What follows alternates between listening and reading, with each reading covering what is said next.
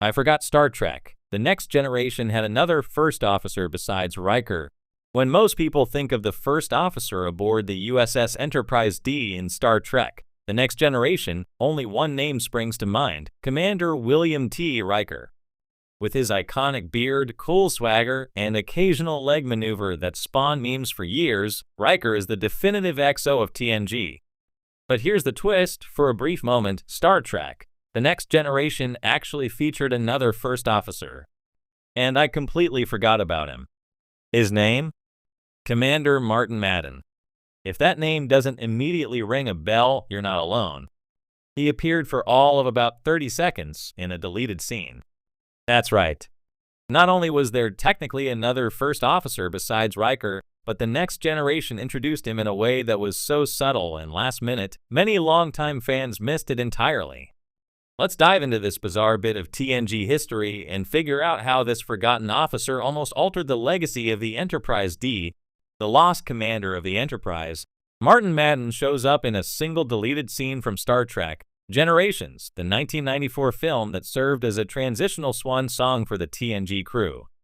In a scene cut from the final release, just after the Enterprise D is destroyed, Riker is informed that he's being promoted, and that Madden is on his way to take over as first officer.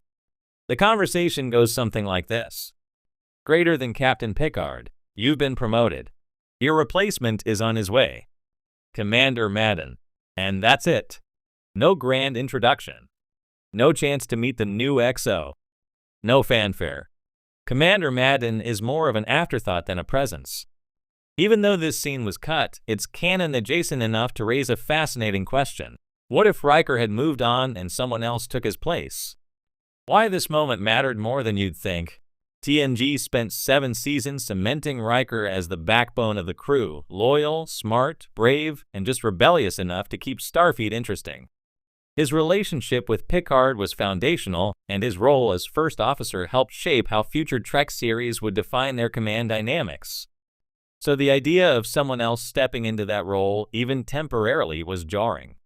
It also showed the reality of Starfleet promotions, something TNG rarely explored with much gravity. Officers move up. People transfer. Ships get destroyed a lot. And in the post-Generations timeline, Riker was finally ready for command. Yet the fandom rarely talks about Madden, possibly because the scene was cut, or maybe because we simply didn't want to imagine an Enterprise without Riker by Picard's side. But the fact that he was even mentioned shows how close we were to seeing a new chapter for the Enterprise D crew that never got written. Who was Martin Madden? Good question, and one the film never answers. He's a ghost in Star Trek lore, with 0 screen time and no personality traits. But that hasn't stopped fans from speculating. In tie-in novels, fanfiction, and online forums, Madden has been reimagined as everything from a strict-by-the-book officer to a green upstart trying to prove himself. Some fans jokingly portray him as the poor soul who had to take over a wrecked Enterprise D and a grieving crew. Others suggest he was a paper-pushing bureaucrat, the polar opposite of Riker. One particularly fun fan theory suggests Madden was secretly an undercover Section 31 agent sent to monitor Picard's post-D crew for signs of instability after the trauma of Generations. Far-fetched? Sure. But in a universe where time travel, mirror universes, and sentient computers are the norm, it's not entirely off-brand. Star Trek's forgotten transitions. Starfleet's upper ranks are filled with fascinating transitions, some handled with grace, others swept under the rug. Think of Deep Space Nine, where Sisko gradually grows into his command role, or Voyager, where Chakotay and Janeway must merge 2 crews into one. TNG, by contrast, was largely static. The crew barely changed over 7 seasons. While Crusher and Pulaski swapped places briefly, and Worf moved to DS9 later, the core bridge crew was remarkably stable, a rarity in Starfleet. That's part of why the Madden reveal, however minor, is so jarring. It's a reminder that change was coming, whether we were ready for it or not. Riker would eventually move on, as he should have, by every Starfleet rule. Picard would remain, for a time. The baton had to pass sometime.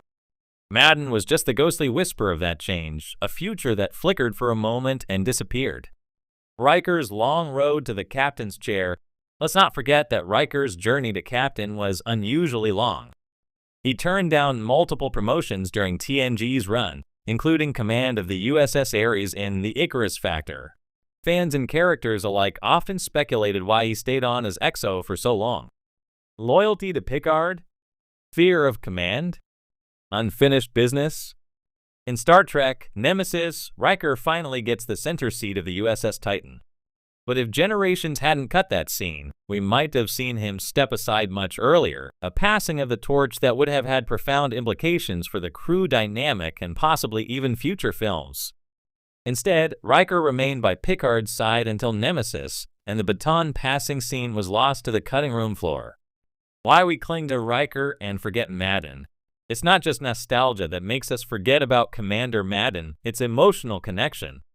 Riker was more than a first officer. He was the first officer archetype. Confident, decisive, loyal, and just the right amount of roguish. He wasn't afraid to challenge Picard, but he always respected him. He took the weight of command seriously, even when it wasn't officially his. Madden, by contrast, was a name, an implication, an unknown. He didn't earn our love or our scorn. He didn't inspire loyalty or memes or leg-swinging admiration. In short, he wasn't there. But in a way, that's what makes him interesting. He represents all the untold what-ifs of Star Trek. What if Riker had left earlier? What if the Enterprise had a new face on the bridge? What if change wasn't just theoretical? Echoes of Madden in modern Trek. If you squint, you can almost see Madden's legacy in Star Trek, Lower Decks and Star Trek Picard.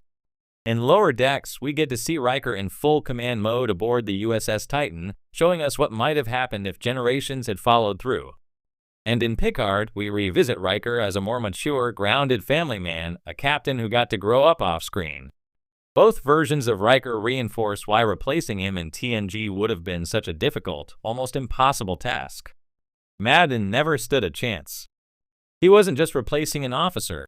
He was stepping into a fully formed dynamic with 7 years of emotional weight behind it. Still, it's fascinating to imagine, what if Lower Decks brought Madden in for an episode? What if Picard Season 4, if it ever happens, reintroduces him as an admiral? There's still narrative juice to be squeezed from this forgotten name. The legacy of a ghost. In the end, Martin Madden remains one of Star Trek's greatest non-characters, a footnote that fans either completely forget or obsessively dissect. And maybe that's exactly what makes him perfect for this universe. Star Trek has always thrived on the margins, on the characters who appear for a single episode and leave lasting impressions. Madden didn't get that chance, but his almost appearance reminds us that even the Enterprise was subject to change. That behind every great officer, there's a line of people waiting to step up, whether we're ready for them or not. So yes, I forgot Star Trek. The Next Generation had another first officer besides Riker. But now that I remem to know him, word count, 1,414,